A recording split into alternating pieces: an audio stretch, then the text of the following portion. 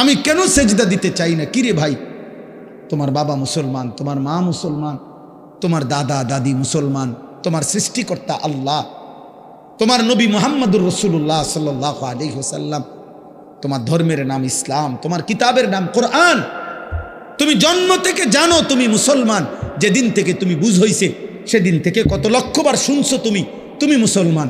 তোমার জিগাইলেও তো তুমি কও মুসলমান, তোমার পরিচয় লিখতে গেলেও তো তুমি ধর্মের পাশে লেখো তোমার ধর্ম ইসলাম। তাহলে এইভাবে তুমি জানার পর, বুঝার পর, মানার পর, স্বীকার করার পর তো তুমি নামাজ পড়ো না কেন? এটা কোন বিচারের কথা? আমার কথাটা বোঝেন নাই? ছেলেরা বলো ভাই, বুঝছো কিনা কথা? এটা একটা যুক্তি তো থাকতে হবে যে না হুজুর আমি তো মুসলমান না। তো তুমি কও তুমি মুসলমান না, তাহলে তো সারে, তো কথাই আর থাকে না, তাহলে তো আর কোনো ঝামেলাই নাই। তুমি এটা বলো এখানে দাঁড়াইয়া যে হুজুর আসলে আপনি ভুল বুঝছেন।